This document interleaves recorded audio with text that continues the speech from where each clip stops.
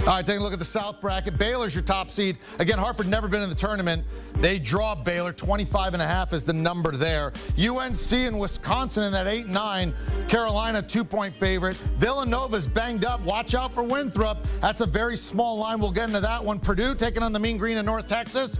That also a very interesting spread. Utah State, one of the last teams in. They'll take on the Red Raiders. Arkansas and Colgate. You know, we sort of joked, first one to 90 wins. It's only 157.5 as a total. Florida's a 1-point favorite over Virginia Tech, who was picked 11th in the ACC, but finished third. And then we have Ohio State, who narrowly just almost picked off Illinois today. They'll take on Oral Roberts.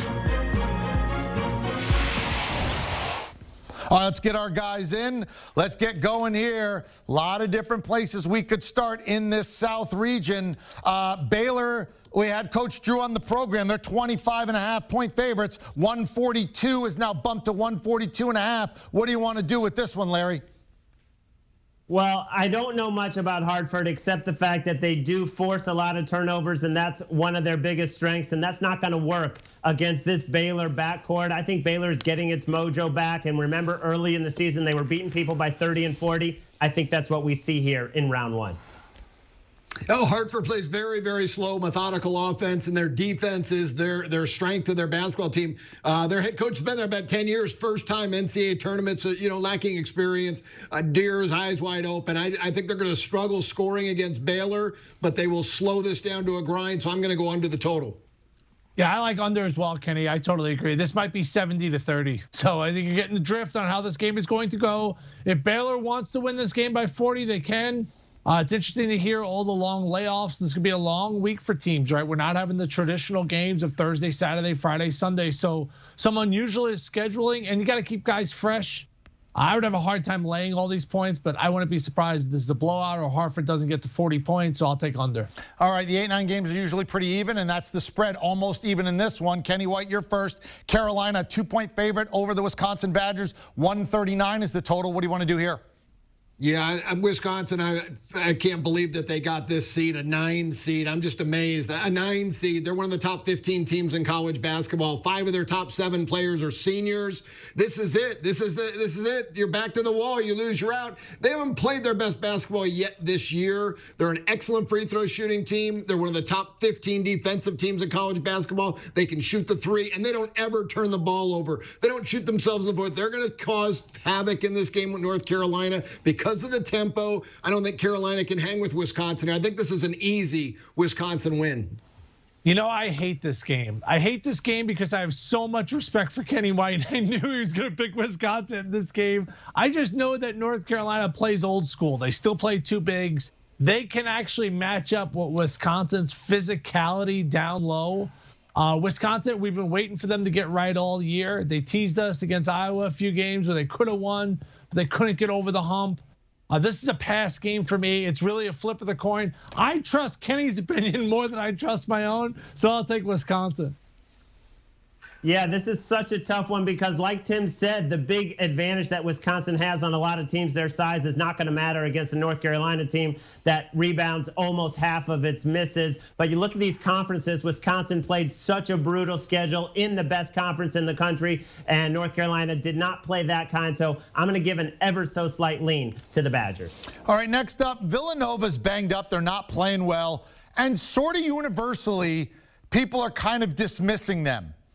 Sometimes, though, you get so disrespected, you then become good value. Villanova Winthrop, 6.5 is the spread, 138.5 is the total. When I see the hammer come out, I got to go to Timmy Doyle first.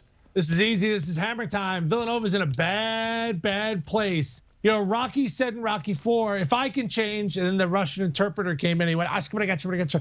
Teams change, okay? They change for the worse. And you just don't replace your most veteran seasoned leader in March. It doesn't happen, especially when there's a pandemic and there's COVID and like everyone looks to him. Did you see who they replaced him in the starting lineup with? Ryan Arcidiacono's brother, who averages 0.0. I would say it's a little bit of a drop off from like your senior All-American point guard. They're in a bad place right now. Jay Wright historically has had a tough time getting out of that first weekend earlier in his career. Obviously, won a bunch of national championships since. I love Winthrop in this spot. They're flying below the radar. They're catching the team at the right time. Hammer time, Winthrop, money line. You just reminded me of the GPA from Animal House with that line, Tim. And yeah, I'm going to go with you on Winthrop because, yeah, Villanova shouldn't even be a 5 seed. The way they've looked since they lost their senior leader, Gillespie, I'm gonna play Winthrop plus the points. I'm going to wait on it. I played the game over already. Winthrop loves to play fast. They get up and down. I think Villanova still will be efficient offensively. Even without Gillespie, I made the adjustment. I had a 4.5-point drop off, and I beat them twice. I made the game 11.5. I'm going to wait because I know the entire world. Seth Davis said it. Yeah, Winthrop's going to win this game straight up. I think this line could close 3.5 or 4. I think there'll be a lot of money on Winthrop. I'm going to be with the sports book in this when this number goes way down. All right, so if you like Winthrop, grab the points now. If you like Nova, you may want to wait. All right, Purdue, who I like more now than I did at 6 p.m. Eastern based upon the way it fell for them, given 8 to the Mean Green of North Texas, 126.5, kind of a low total here. Larry Hartstein, you're first. I agree with you, EK. They got a good draw, and this team is basically just below the elite. They played the best teams in the country to a standstill in the Big Ten. They won a few of those games. They lost most of them, but close. They've got everything you need to make a deep run. I'm going to lay the points with the Boilermakers. Yeah, I laid it already. There's a big mismatch in this game, and they're playing in Indiana. I don't know if you heard the crowd yelling in the Ohio State game when they made that amazing comeback and sent the game to overtime. That was a loud crowd. This is going to be 25% fans in the stands, but it's going to be all Purdue fans, and they will be loud. And it's going to be worth a 4 or 5 point home advantage. There's no home advantage built into this number because I made the game 15 with no home, and I'm making it 19. I think this is an easy win. Williams will dominate as the best player on the floor by far. I love North Texas. I know both you guys like Purdue in this game. I cover Conference USA, and North Texas has a great, outstanding young coach in Grant McCaslin, and his team preaches defense. So if you don't want to play the dog in this spot, play under. I think this is going to be a low-scoring game, but they actually still boast last year's Conference Player of the Year, who's Javion Hamlet. He's lefty, he can do a little bit of everything. He's an excellent passer, and they were beating Western Kentucky yesterday 17-0 to start the game. Then they shot 2 for their next 28 from the field to open up the second half. Then they were down 7, but figured out a way to win. I think that this is going to be a knockdown, drag-it-out game. I do think Purdue wins, maybe by a deuce. 8 points, way too many. All right, next up, and I'll go to you first, Timmy, here. We have the Red Raiders, Texas Tech, who every time I feel like they're going to take a next step this year, then sort of something happens. 4.5 is the number, 132, pretty low against Utah State. Utah State, these are both teams I kind of wanted to see as a darling if they got in the right spot, but they're playing each other. What do we do here? Yeah, well, I think Texas Tech's going to win this game. I'd probably bet them on the money line in this game. Matt McClung is a difference maker. He can go create shots at any time. Terrence Shannon's going to be the most athletic player on the floor. Both these teams really defend. Chris Beard, I think when you talk about coaches, maybe he's still unheralded. I think he's the modern day Brad Stevens. I would bet him on the money line. I would not lay the points. I think this is going to be a very close game.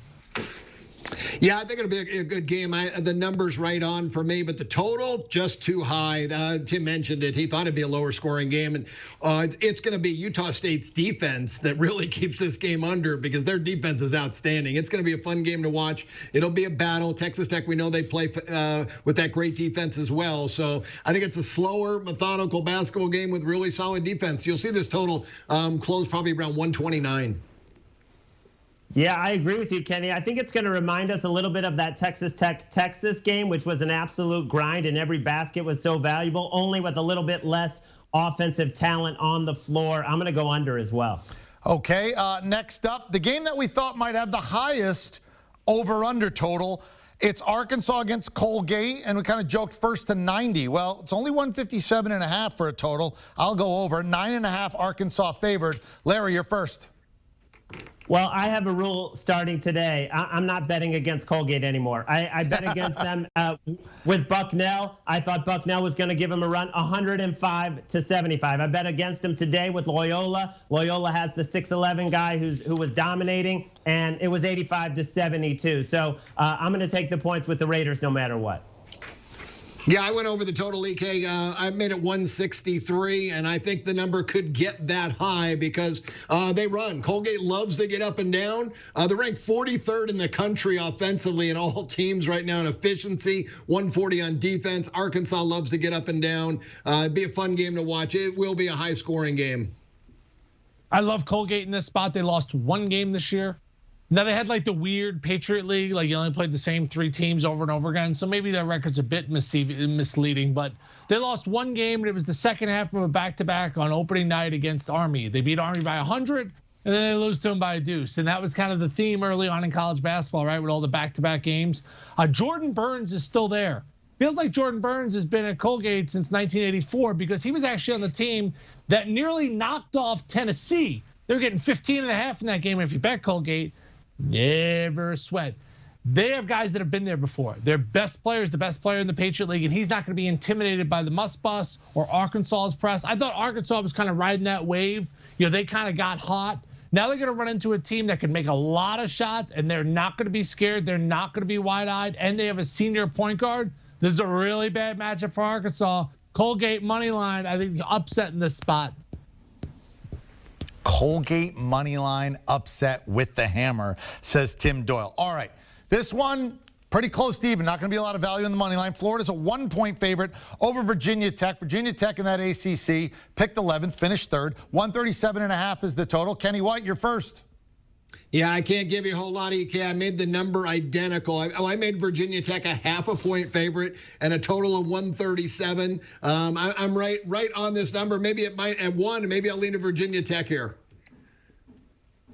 Yeah, I'm going to lean with the Gators, but neither team has been impressive at all, down the stretch. But a slight lean for me with the Gators. If I had to describe this game, Eric, I would describe it as MEH.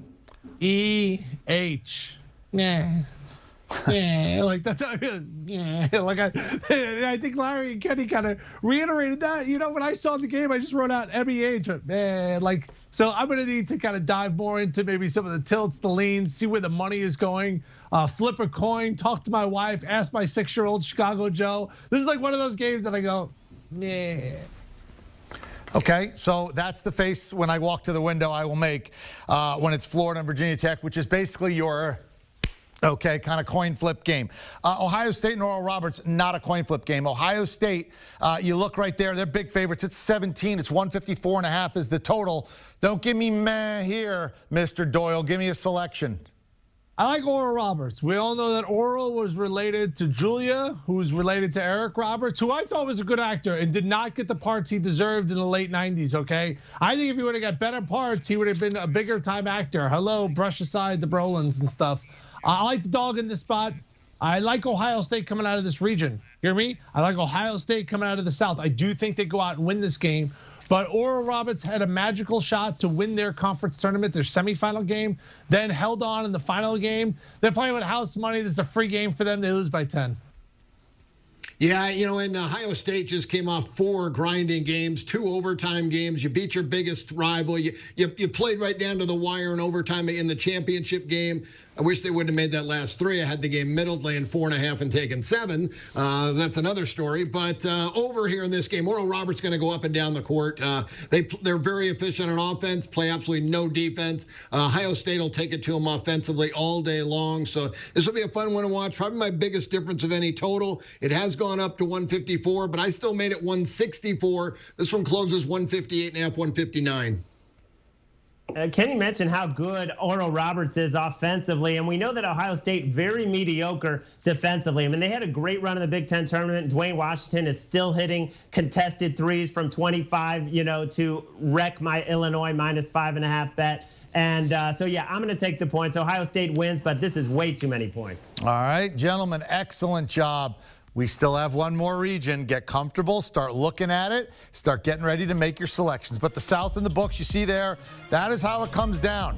Kenny White says Wisconsin way disrespecting the seed, and they're getting points in this game. Timmy Doyle says Colgate to pull the outright upset as the 14. It's not crazy. It's happened when you look at it. I mean, 21 times a 14 has won. Maybe this is number 22. Do you want a sports network that delivers everything that matters about the game? The highlights, the picks, the instant analysis, no yelling, no fake debates, no politics. Hit the subscribe button and never miss a moment.